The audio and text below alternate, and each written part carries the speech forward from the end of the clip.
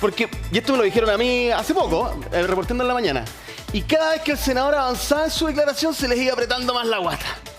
Porque efectivamente él habla de esa prueba que es probablemente la más importante que conocemos, y él dice textual, ¿no? Mi padre fue grabado sin su consentimiento en un video que está bastante editado. Pero también nos dice que está hablando como hijo y no como presidente de la UDI. Y eso en política, hoy por hoy, es prácticamente imposible. Es prácticamente imposible. Pero entonces acá hay una cuestión que yo de verdad no entiendo. No entiendo. Porque acá hay un señor, olvidémonos del nombre, pero hay un ciudadano que fue condenado a 6 años por el Tribunal de San Fernando, ¿no es cierto?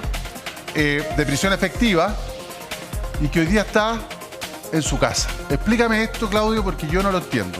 Porque además son delitos gravísimos. A ver, no es que... no es que se choreó de cenicero del restaurante, digamos. O sea, estamos hablando de delitos de abuso contra menores. Ataca lo más sagrado que tenemos en nuestra sociedad, que son nuestros niños. Exactamente. Entonces, explícame por qué la Corte de Apelaciones de Rancagua toma esta determinación. Yo no la entiendo. Lo primero que quiero explicar es que no quiero que suene mi explicación como justificación a lo que está ocurriendo en el Poder Judicial, porque lo voy a ir explicando y lo voy a ir criticando a la vez. Importante aclararlo.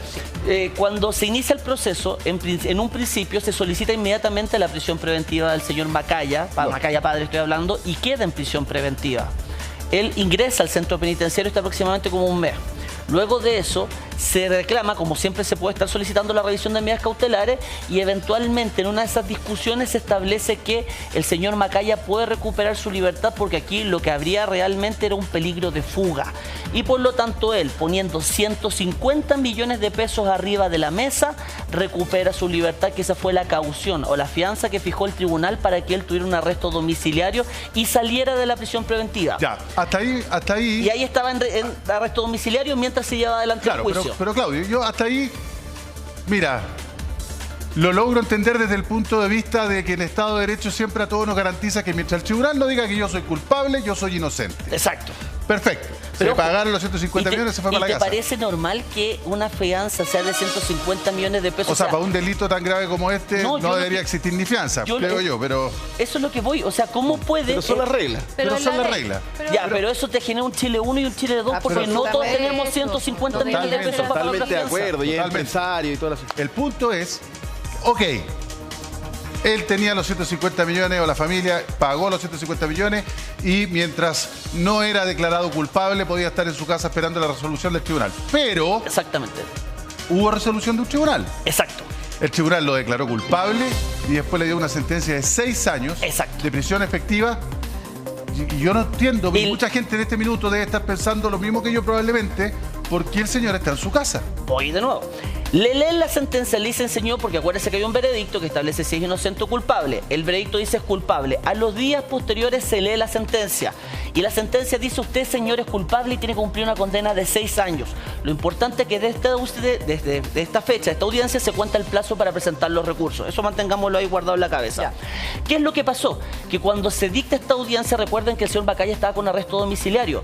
Y los querellantes le dicen, hey, ahora que ya está condenado, por favor, este tipo se nos va a arrancar. Hay que irse a la cárcel. Lógico. Y ahí el Tribunal de Garantía dice, sí, tiene toda la razón, pero el Tribunal de lo Penal dice, sí, el caballero tiene que volver a la cárcel, y le modifica la cautelar y lo manda a la cárcel. ¿Qué es lo que ocurre? La defensa de Macaya apela y llegamos a la Corte de Apelaciones. Y en la Corte de Apelaciones es la que dice, miren, ¿saben qué? Yo creo que aquí no hay un real peligro de fuga del caballero. ¿Por qué? Porque aún existe, está pendiente el plazo para que él pueda presentar sus recursos, puedan ser conocidos por los tribunales y eventualmente incluso pueda aclarado hasta inocente. O que se le rebaje los 6 años, porque acuérdense que una condena inferior a 5 años y un día le permite cumplir la condena en libertad. Claro. No pisaría la cárcel. Firmando. Entonces, si tú me decís esto a Pedro, Juan y Diego, a Claudio a Rojita, enfrentando esta situación, jamás la vería. La Corte de Apelaciones le eso es lo que pasa, porque al final, aquí cuando la gente alega de que todos somos iguales ante la ley, aunque hay algunos más iguales que otros. Sí. Tienen toda la razón. Tienen toda la razón, porque al final, ¿sabes lo que pasa? Es que a mí no me cabe la cabeza. Yo no conozco a este señor, al senador Macaya creo que lo he saludado y lo he entrevistado un par de veces, pero no tengo nada, digamos, personal con ellos. Pero me parece muy, muy mal, de verdad, mal, desde la guata, me parece pésimo que una persona que ya está condenada por un tribunal, porque yo entiendo la primera parte, que él es inocente hasta que no se declare lo contrario por un fallo en tribunal. Pero acá ya hubo un fallo. Pero ojo, el fallo no está ejecutoriado. Eso quiere decir que el fallo no está cerrado, oleado y sacramentado. Está bien, porque el fallo se cierra con otra el etapa, recurso. pero lo lógico es que si tú dices, ok, no hay peligro de fuga, pero tú me vas a decir que una persona que ya ha sido condenada por un tribunal, aunque quede en diligencia, pero ya fue condenada y tiene sentencia de privación de libertad, no es un riesgo, por estos delitos, no es un riesgo para la sociedad. Ya, y ese fue el tema que analizó la Corte. La Corte dice aquí no hay peligro para la investigación, no es un riesgo para la sociedad, lo único que analiza es el peligro de fuga. Y el peligro de fuga, como están los 150 palitos arriba de la mesa, dice, yo siento que está bien cautelado porque él va a querer recuperar sus 150 millones en el evento de... Ahora, lógicamente esta situación tú la pones arriba de la mesa y dices, pero ¿cómo? ¿Cómo se les ocurre señalar esto? Porque ojo, recordemos el caso de Karen Rojo, de la alcaldesa de Antofagasta, que apenas sale la sentencia, le ratifican la condena, y ¿qué es lo primero que hace? Agarró un avión y se nos fue a Europa. Este caballero tiene todos los recursos para irse donde quiere y hacer lo que quiera. 150 millones de pesos creo que es el molío que tiene en el auto. O sea, la posibilidad de evitar un real peligro de fuga. El tribunal no es capaz de decir que 150 millones de pesos para el señor Macaya probablemente sean como 150.000 pesos para cualquier ciudadano. Es que ese es el problema. Y ahí es donde yo siento que esto se pierde el norte. Y lo otro tiene que ver con un tema de señales a nuestra sociedad. Acá no estamos hablando de cualquier delito. Se atentó en contra de lo más sagrado que tenemos. Y ojo, había una vinculación que lo hace aún más reprochable todavía. Lo hace más horrible todavía el delito. Entonces, si tú me dices que por lo menos, como la Corte va a decir, usted se me va por mientras para adentro, mientras vemos sus recursos, pero usted se me queda en la cárcel, señor. Que después, si sale con los recursos libres, bueno, ahí veremos todo, pero por mientras usted se me va a la cárcel. Pero dejarlo en la casa, con los 150 millones arriba de la mesa, diciendo que los presupuestos materiales, está bien, puede que se hayan configurado los presupuestos materiales, que decir que hubo un delito y que hubo participación, pero que a criterio de la Corte no hay riesgo de fuga, yo estoy diciendo aquí, me huele a podrido. Me huele a podrido, porque te aseguro que con cualquier cliente mío, Juanito Pérez, me lo dejan, pero 30 adentro, pero ni siquiera la Corte se da el tiempo, no, hasta que se vaya para adentro. En cambio acá hay un razonamiento muy finito, pero en favor de darle algún beneficio a esta persona. Que desconozco su influencia, desconozco quién es en la zona, desconozco lo que hace, no tengo idea. Pero ya que el hombre tenga la capacidad de ponerte 150 millones de arriba de la mesa como si nada para estar en la casa, y que ahora lo dejen en la casa y eventualmente, si el recurso de nulidad le falla y dicen, no, el recurso de nulidad no, tiene que entrar a cumplimiento efectivo, y agarra un avión y se nos va a no sé a dónde, ojo, está con arraigo nacional la diferencia de Carlos Raje, pero los pasos irregulares están por todos lados en Chile. Él mismo dijo que la investigación estaba sesgada porque era hijo de un senador de la República. Claro. Él partió acusando, o sea, en el único momento que lo hemos escuchado públicamente, ese fue el argumento. Esto tiene sesgo, yo soy padre de un senador y por eso se me persigue. Claro que eso estaba hablando de los jueces del tribunal que lo sentenciaron y no de con quienes apeló. Y claro, porque siempre los jueces del tribunal oral lo mandaban para adentro, siempre lo querían en prisión preventiva. Y la Corte era la que venía modificando y dándole todos los beneficios al caballero. Y nuevamente el tribunal lo manda para adentro cuando le dice que son 6 años de condena, y en la Corte no, dejémoslo afuera. ¿Por qué se produce ese descriterio? Yo entiendo la nomenclatura legal, o sea, entiendo los argumentos legales que me puedan entregar, no entiendo desde el sentido común. Sí. Eso es lo que me pasa. Lo del senador Macaya, evidentemente, bueno, aquí, entre paréntesis, lo que tú decías, la persecución política va de lado a lado, parece. Aquí, ante cualquier cosa que pasa en los tribunales, hay persecución política. Pero además, aquí... Ese es un tema ya para otro tipo de análisis. El senador Macaya le hace un flaco favor a su partido, haciendo lo que hace, digamos, y a él mismo como senador de la República. Y en tiempo electoral. Absolutamente. Ahora, yo creo que es súper difícil explicarle esto a la gente porque la gente definitivamente no se logra entender. Técnicamente yo lo entiendo, pero aún así, entendiéndolo técnicamente, no quiere decir que lo entiendo de la guata o del corazón. Porque hay cosas que ahí donde uno separa las cosas. Mire, les podría dar solo un par de datos. Según una investigación del Mostrador, Eduardo Macaya no estuvo nunca en ninguna celda, porque si estuvo en prisión preventiva, alcanzó a estar un par de días, ¿no? No estuvo nunca en ninguna celda, pasó directamente al hospital institucional, sin esposas, llegó en su camioneta privada, no en furgón, ocupó una sala para mujeres con baño privado y finalmente se mantuvo en un sector donde supuestamente están los reos con categoría de hospitalizados. Ah, lo mandaron al hospital, que es la típica que hacen todos para evitar la entrada a los módulos. Ya, vamos a seguir, probablemente aparezcan nuevas reacciones después de lo que acaba de mostrar a través de Twitter la alcaldesa Evelyn Matei, además que tiene una carrera. Tiene relación con el caso Eduardo Macaya. Queremos compartir con ustedes la siguiente información revelada por parte de Gendarmería de Chile. Me lo acaban de confirmar. Gendarmería abre sumario por privilegios de Eduardo Macaya durante breve paso por cárcel de Rancagua. Lo que tú nos estabas contando Justamente. Acaba de suceder, el director nacional de Gendarmería instruye en este sumario que si bien me explican, frente a todo tipo de denuncia se tiene que abrir una investigación, no necesariamente llega a la oficina del director nacional. Abre esta investigación, van a intentar, porque el sumario que busca, determinar si es que efectivamente hubo o no hubo privilegio. Se los leo nuevamente, esta es una investigación, insisto, del mostrador, pero dice lo siguiente, que Eduardo Macaya jamás estuvo en una celda, como si, entiendo Claudio, que ocurre otras veces, solamente que puede ser que mientras espera la asistencia sean celdas de menor o para personas de menor peligrosidad, pero es celda al fin y al cabo. Entonces, no estuvo en una celda, pasó inmediatamente al sector de salud, que es una enfermería, según algunos, otros dicen hospital institucional, pero básicamente sector de salud sin esposa, llegó en su camioneta privada con su abogado y con maleta, con ropa, porque sabía que se iba a quedar ahí, digamos. No necesariamente lo tomaron y se lo llevaron. Y no en el furgón de gendarmería o clásico para estas situaciones, sala especial para mujeres con baño privado y que generalmente se usa para reos con algún cuadro hospitalario. Ahora, sí hay un diagnóstico de salud de Eduardo Macaya, que igual vale la pena que lo comentemos porque puede ser esa la razón, no lo sé, eso lo dirá la investigación, pero, y quizá acá el doctor Ugarte también nos puede ayudar, pero básicamente lo que se plantea es que él tiene un cuadro de diabetes con un apellido un poco raro, que ahí me pierdo un poco, pero básicamente tiene una suerte de enfermedad crónica o algún problema, pero de todas maneras que él no estaba en condiciones para estar hospitalizado. Y esa es la información que manejamos este minuto por parte de lo que quiere hacer Gendarmería. Y el senador Macaya en comisión ahora se ha determinado que no ingrese a la prensa. Ya.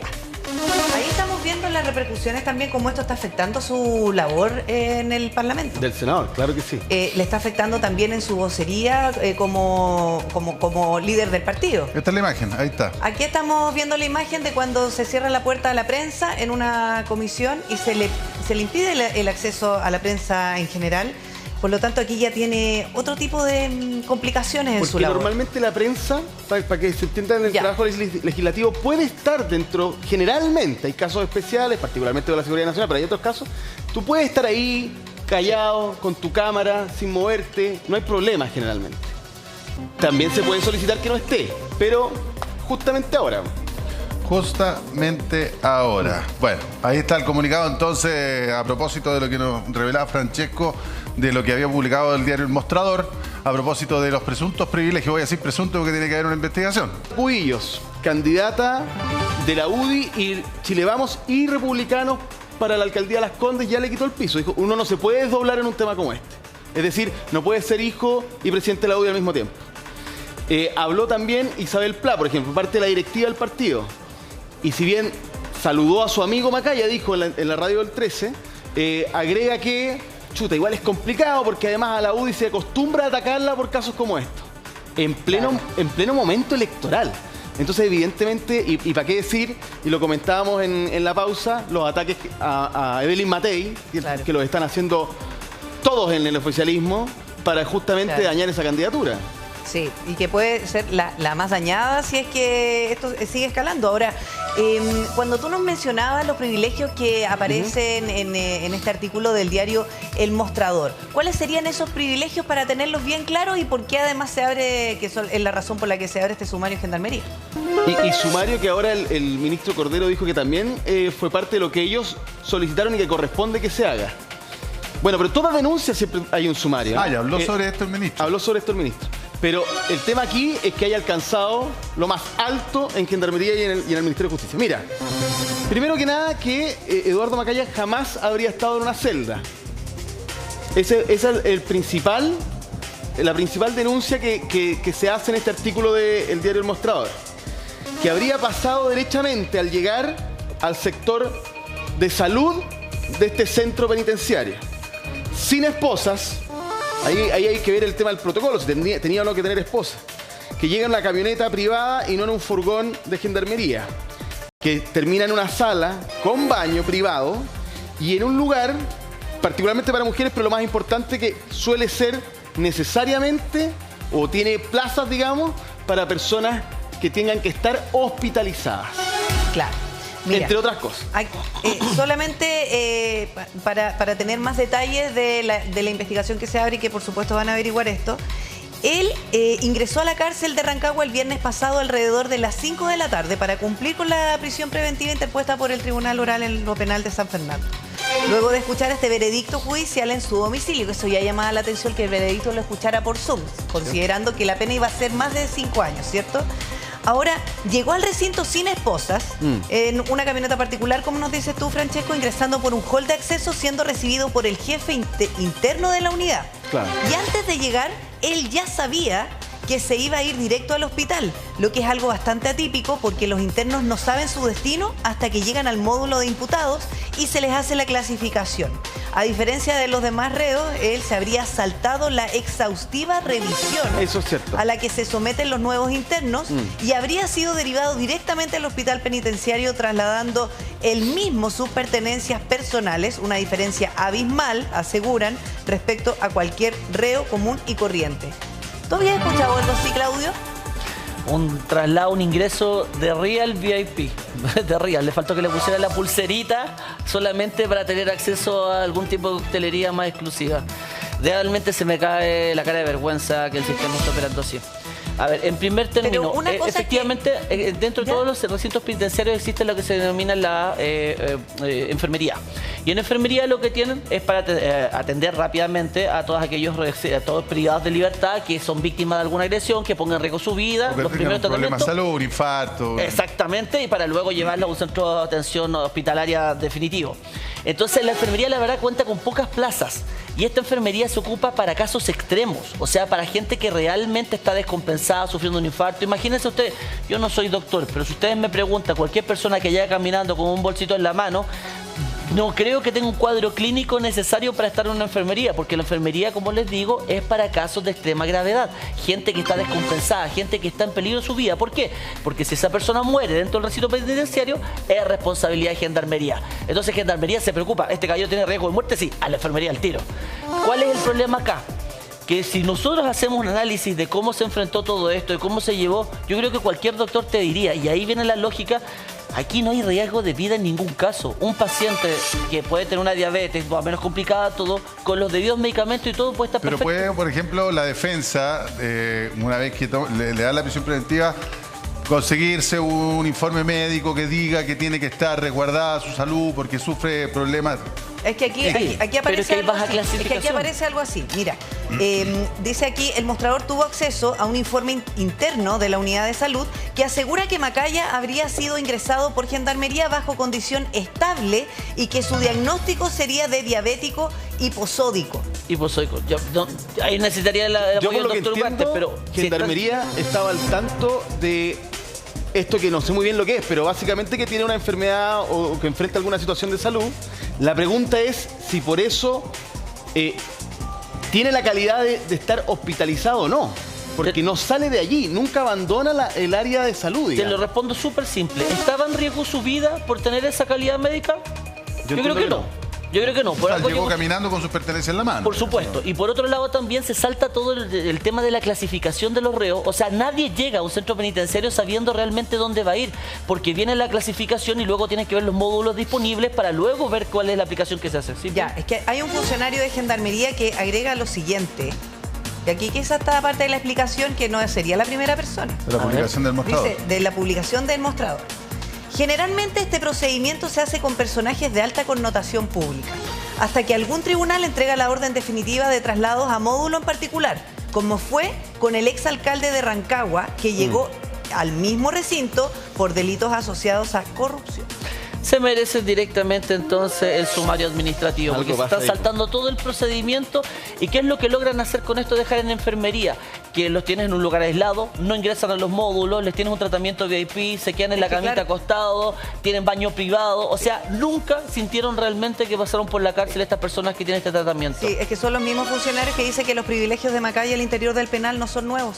No, si efectivamente esto ocurre, y la pregunta del millón es ¿por qué ciertos chilenos tienen la posibilidad de acceder a esto? Les traigo un caso a colación, no sé si lo recuerdan, el caso del hijo de la señora Gandoña, ¿se acuerdan de...? de Hernán Calderón, que lo sacaron de la clínica psiquiátrica. ¿Y de dónde fue? ¿Que llegó a algún módulo? No, estuvo todo el tiempo dentro del hospital de la cárcel. Nunca pisó un solo módulo, nunca tuvo contacto con un reo, nada. Entonces hay dos justicias, po. Y entonces la pregunta del millón es, ¿por qué ciertos abogados tienen la posibilidad de tener acceso a gendarmería y conseguirle a sus clientes este tipo de tratamiento verdaderamente exclusivo? Y hay otros que no, que simplemente los clasifican y al módulo, ojo, siendo empresarios y todo, igual al módulo para adentro. Entonces, ahí es donde está el tema y tienen razón de hacer la fiscalización y oficiar a Quiero sumar algo más. Diga. Tiene que ver con el ingreso de familiares, con las visitas que recibía Eduardo Macaya en estos recintos. Porque dice que en julio, dice, diversas fuentes al interior de la cárcel de Rancagua, porque quiero ser bien específico, fueron quienes comentaron a la prensa en julio del año pasado una serie de irregularidades en el ingreso de los familiares de Eduardo Macaya, recluido entonces en el mismo hospital donde pasó el último fin de semana. Los funcionarios describieron en la ocasión que las visitas del empresario se estacionaban en uno de los patios a un costado de las casas fiscales de oficiales, ingresando al recinto, ojo con esto, ingresando al recinto por un túnel donde solo transitan funcionarios de gendarmería y miembros de la Guardia Interna. Las visitas eran sin restricción horaria y por accesos diferenciados. Nunca hicieron una fila como el común de los mortales. A ver, esto sí que es realmente, toda aquella persona que ha ido a visitar a alguna persona privada de libertad sabe que no solamente es hacer la fila. Si eso yo creo que estar 3 horas parado fuera al sol es lo de menos. Lo complejo es la revisión que tienes que pasar para poder ingresar al centro penitenciario. Es lo más vejatorio que hay. A las mujeres lo pasan horrible, los hombres también, o sea, le hace una revisión exhaustiva del cuerpo porque lógicamente no puede haber un ingreso por alguna cavidad humana al centro penitenciario de algo. O sea, es lo más vejatorio que hay, lo que pasan todas las personas que van a ver a alguien a un centro penitenciario. Y tú me estás diciendo que ellos tenían estacionamiento exclusivo, ingreso exclusivo, sin ningún tipo de fiscalización, sin horario. Y cualquier día, cualquier preso que escucha esto, te juro que la gente que está afuera es para quemar el sistema. Porque es demasiado, es demasiado. De verdad se le fue las manos. Se le fue realmente las manos. Y no sabemos si dentro de su familia habrá estado el senador. Sí, es que eso quiero agregar. Porque todo esto tiene que ver con la investigación que va a hacer Gendarmería. Dice que la camioneta del senador Macaya, se estacionaba a un costado del vehículo del alcaide, en un espacio exclusivo para funcionarios. Sí. Entonces aquí hablamos de varias... Como en los canales, cualquier lado, siempre al lado de la persona más importante vienen todos los funcionarios de rango y lógicamente de ahí en más, y de hecho los que no les alcanza quedan afuera. Pero si tú me dices que estacionada en un lugar específico, privilegiado más encima, que tienen ingreso por un túnel específico para no hacer el ingreso por los sectores, por las puertas comunes y corrientes, que son todas las puertas de control que existen para llegar a los módulos, realmente si se te puede hablar de privilegios, sí. Acá no habría ninguna discusión que existió una cantidad de privilegios de verdad exorbitante frente a las otras situaciones. Hay que confirmarlo, pero yo entiendo que el senador negó esta... Pero espérate, ¿negó todo lo que aparecía en el mostrador la investigación, o no conocía lo que se había publicado en el mostrador? Pero los periodistas se lo dijeron. Ya. Los colegas le dijeron y él, bueno, dijo eso. Bueno, entiendo por eso que no hay que conocía investigar la publicación del mostrador que nosotros estamos relatando ahora. Ahora, si esto llega a comprobarse por Gendarmería, el Ministerio de Justicia, la situación del senador políticamente es... Peor aún. Sí, peor. O sea, mucho peor. Oye, que además que, a ver, si convengamos que esto no es inédito. Ha ocurrido. No, pues si aquí mismo dicen que esto no es primera vez que pasa. Pero no solamente en la cárcel de Rancagua. No, va en todas las cárceles. Todos lados. O sea, si hay una persona muy prominente, créeme que no va a entrar con el resto de la población penal. No, o sea, si es así, siempre ha sido igual. Acuérdense del anexo Cárcel Capuchino, que era también un lugar donde había hasta mese pool, qué sé yo, una cancha donde jugaban a la pelota, se quemó esa cárcel, digamos, y ahora está la Capitán Llaver, que antes se destinaba también, cuando estaba Capuchino también existía la Capitán Llaver, pero se destinaba para cosas más intermedias, por ejemplo, a una persona la pillaban manejando con trago cuando la ley era más relajada que la de ahora, lo dejaban en la Capitán Llaver, no lo metían en el Santiago 1. Pues. Sí. O sea, existió esa diferenciación, pero ojo que esa diferenciación se producía porque había un alto riesgo o una alta probabilidad de que el imputado dentro del común de los presos tuviese un riesgo de vida o para un atentado a su integridad física. Y por eso lo segmentaban. Pero ojo, aquí lo que está pasando no es eso. Aquí lo que te están mandando es directamente una persona a enfermería sin tener las condiciones para evitar el ingreso carcelario. Así todo eso tampoco es nuevo. No, eso no es nuevo, se ha hecho, pero es que es mucho más repudiable. Los otros que ingresaban a estos beneficios, estas cárceles VIP, tenían la posibilidad de hacerlo porque ellos se autosegmentaban y Gendarmería cumplía la orden del tribunal. El tribunal los mandaba a un recinto penitenciario especial. Acá no, aquí lo mandaron a cumplir con todos los reos comunes y corrientes y él, de alguna manera, se consigue este súper pituto privilegio, puedan póngale el nombre que quieran, de irse a la enfermería. Ya, Que es para evadir y si la todo. defensa dice, mira, ¿sabes qué? Quiero que la prisión preventiva la pase en la enfermería, consigámonos un certificado médico del médico de cabecera del señor para que le diga que efectivamente él necesita estar en una situación de reposo y de cuidado médico. Que perfectamente una defensa lo puede hacer para que esté más cómodo, si la defensa tiene que estar para protegerte a ti. Sí. Entonces, en el fondo, ya, lo consigue. Pero ¿quién evalúa? Yo te lo presento a ti y hay un departamento de segmentación, pero lógicamente en caso de una persona importante esto llega hasta la alcaide, la persona que tenga a su cargo el centro penitenciario. Y esa persona, lógicamente con la gente de segmentación, dice, ¿lo hacemos o no lo hacemos? Y ahí es cuando viene el tema de por qué si efectivamente no corresponde. ¿Tiene algún riesgo vital el caballero?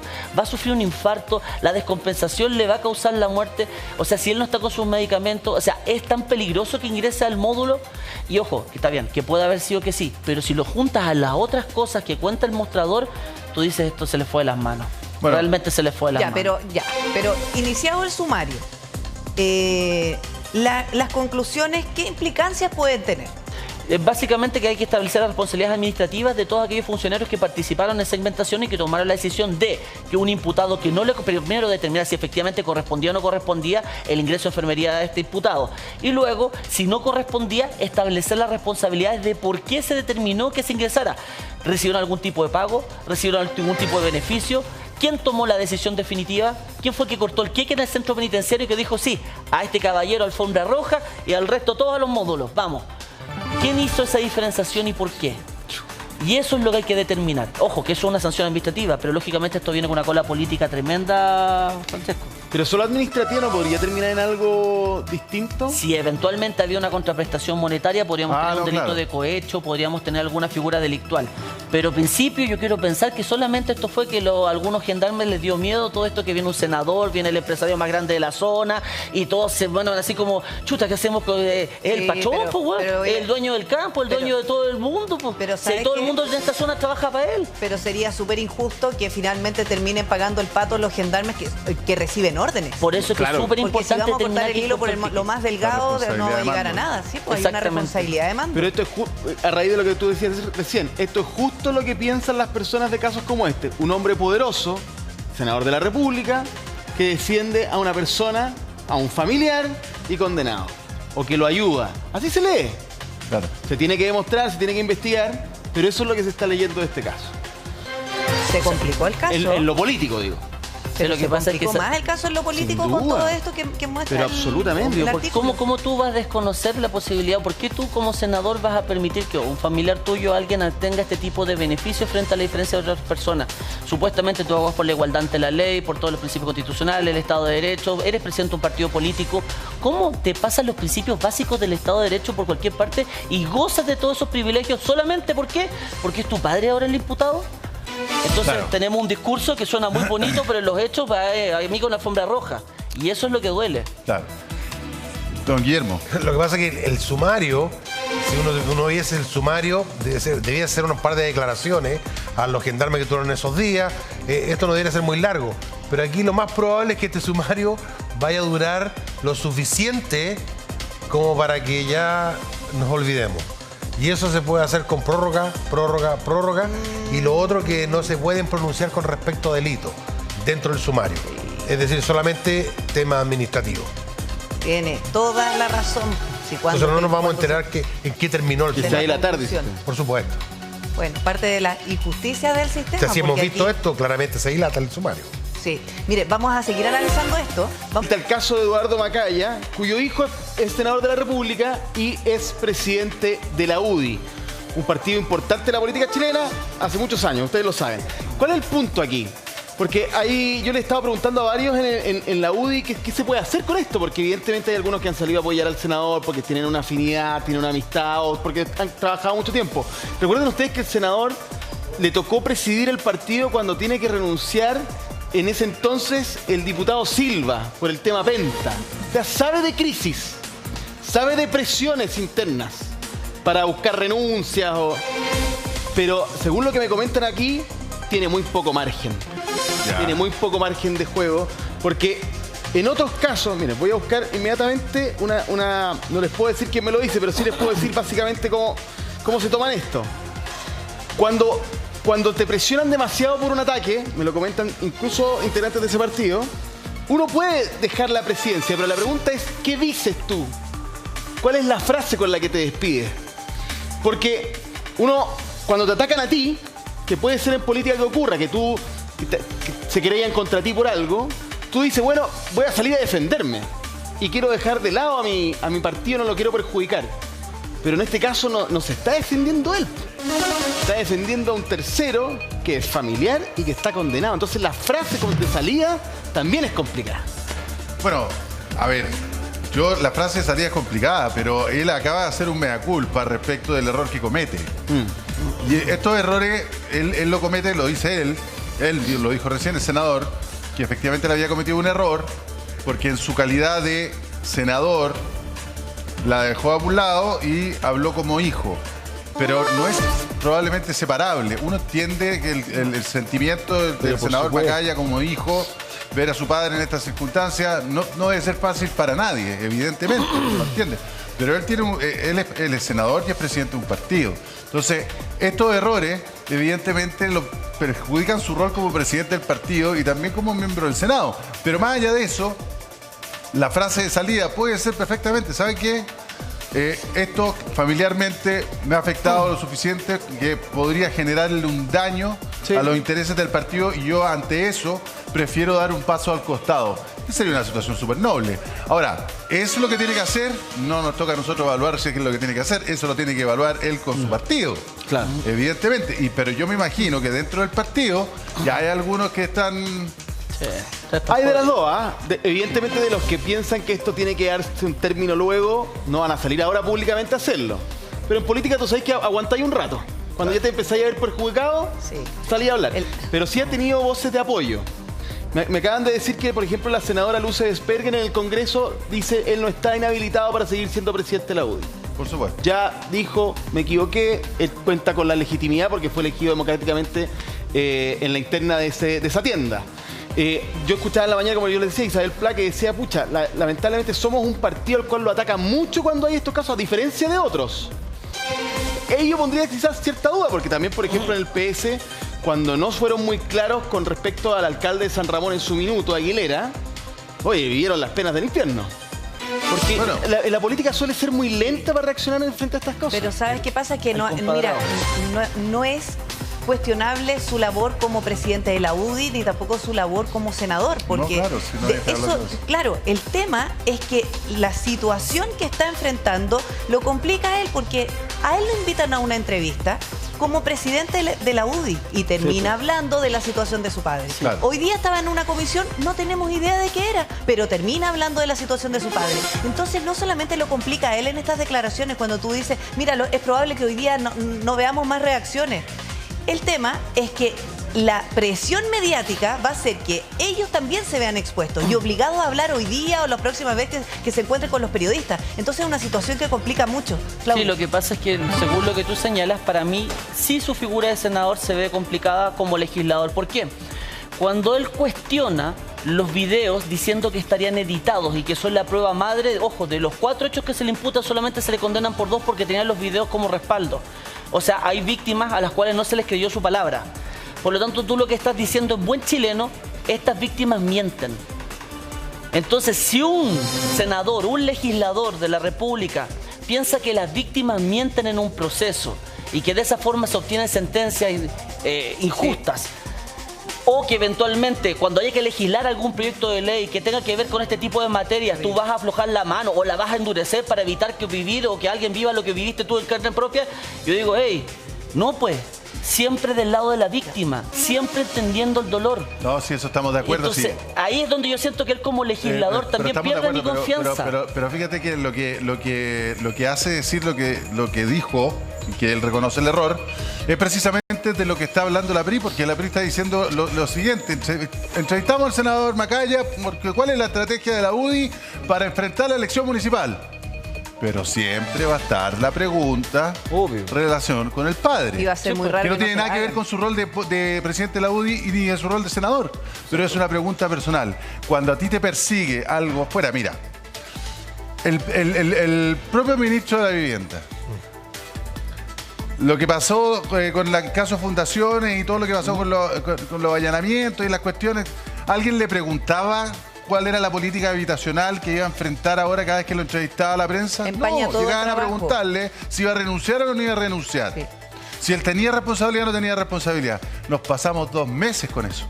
Entonces, lo que hay que evaluar no es si es que el senador reconoce el error. No es si el senador puede o no puede, creo yo, ejercer su función como legislador o presidente del partido, sino que le conviene al senador, al partido, que siga él siendo la cabeza visible de esta situación. Porque cada vez que le pongan un micrófono va a salir su padre al baile. Una discusión Cada política. vez que haga un comentario se lo van a sacar los de la oposición. Exacto. Él hablaba de las redes sociales. Mira, que las ve harto y participa harto en Twitter o X, como ustedes quieran llamarle.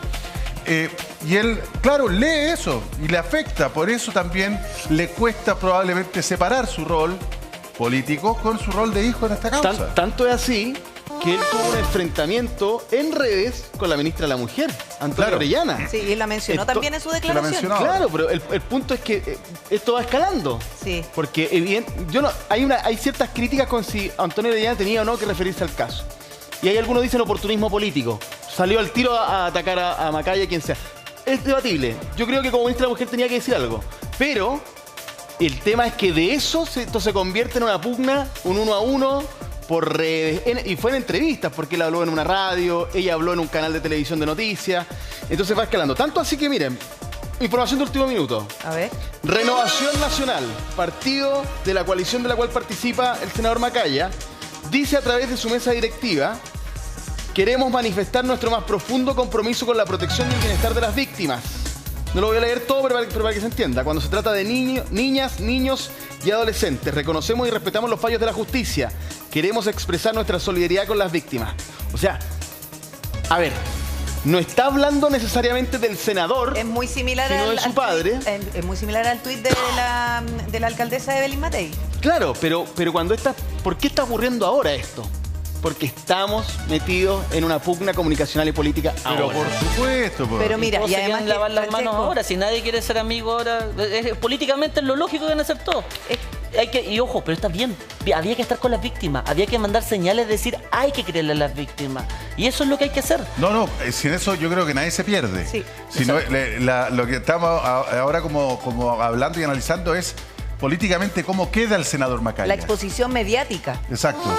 Porque más allá de que estamos todos de acuerdo de que si el caballero es culpable, la justicia determina culpable, tiene que cumplir su condena, hay que estar con las víctimas y todo lo demás. Eso yo creo que no hay nadie que se pierda. Sí. El punto es políticamente cómo queda el senador Macaya después de la cuña que dio acá en ¿Y a quiénes Canal afecta? 13. ¿Ah? ¿Y a quiénes afecta esa posición? ¿Y a quiénes afecta esa posición? Yo no solo me quedo con el tema de la cuña, me quedo también con el tema del comportamiento frente al recinto penitenciario. Ah, bueno, ¿Es efectivo que que se gozó está de todos esos investigando. beneficios? Es Claro. que- ¿Es efectivo que los usó? Es que ese es el nuevo punto que lo complica.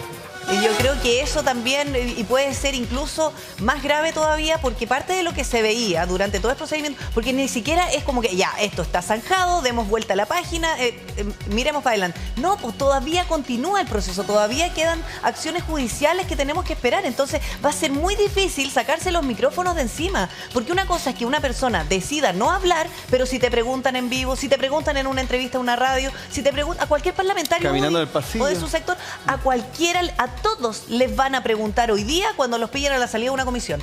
A todos, nadie se va a salvar de la prensa.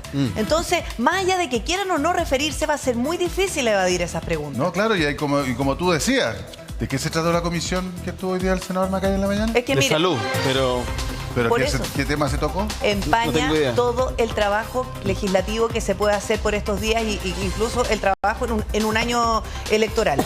El tema es que lo que publica el Mostrador tiene que ver con un nuevo conflicto que se va a tener que referir, porque lo que él dice en estas declaraciones que estamos revisando justo acá abajo es que él no estaba al tanto de lo que se había publicado en el Mostrador. Entonces, una noticia que se ha ido desarrollando durante la mañana, porque además Francesco nos va nutriendo con estas noticias de último minuto, y se lo contábamos, ya hay un sumario por parte de Gendarmería para establecer si efectivamente lo que aparece en el Mostrador es real. Entonces ahora va a tener que salir el senador Macaya, presidente de la UDI, a responder también por estas preguntas, porque ya seguramente se leyó el artículo y ya tiene una apreciación y va a tener que referirse. Absolutamente. Entonces, mira, solamente para ir haciendo un contexto de lo que vamos a ver en el transcurso del día. La estadía habría sido particularmente inusual. Es lo que dicen funcionarios de Gendarmería en este Claro. artículo. Aseguran varias fuentes consultadas por la unidad de investigación del Mostrador, tanto desde el ingreso al recinto penal como hasta su derivación a la unidad hospitalaria de la cárcel. Dicen que el empresario ingresó a la cárcel de Rancagua el viernes pasado alrededor de las 17 horas para cumplir con la prisión preventiva. Luego de escuchar el veredicto judicial en su domicilio vía Zoom. Hasta ese minuto decíamos, oye, pero ¿cómo si sabíamos que la condena iba a ser más de 5 años? Porque más de 5 años tiene que ser reclusión. Sí, ¿o pero no? la audiencia podía ser telemática y eventualmente se le notificó y el hombre por eso llega en su auto, no llega esposado ni nada al centro carcelario. Ya. Dice, a diferencia de los demás reos, Macaya se habría saltado la exhaustiva revisión a la que se someten los nuevos internos y habría sido derivado directamente al hospital penitenciario, trasladando él mismo sus pertenencias personales. Una diferencia abismal, y aseguran, respecto a cualquier reo común y corriente. Hasta ahí es muy cierto porque el ingreso, como les contaba, el recinto penitenciario viene con una revisión exhaustiva del cuerpo, para que se entienda. Y no solamente eso, todas las pertenencias que tú tienes, y que eso la verdad es la peor parte de lo que viven cuando Sí, ingresan a un es recinto. humillante. Es humillante. Ya. Y todo eso se lo salta. Todo y se lo pasa salta. directo a la enfermería, al VIP. A eso voy. Dice, el informe interno de la unidad de salud que asegura que Macaya habría sido ingresado por Gendarmería bajo condición estable. Entonces no era la urgencia de llevarlo a enfermería. Y que su diagnóstico sería de diabético hiposódico. Y poco antes que el empresario volviera a su hogar, tras el cambio de medida cautelar, porque entre que pasaba esto, pasaba al hospital, volvió a su hogar. Dice, tras el cambio de la medida cautelar, la institución reconoció a este medio que el condenado habría sido derivado a ese sector a la espera de su proceso de clasificación para su ubicación definitiva, situación que no se concretó debido al cambio de medidas cautelares. Sí, porque le dieron de nuevo arresto domiciliario y sale al recinto penitenciario. Por eso nunca llegó a clasificación. No era necesario. Ya.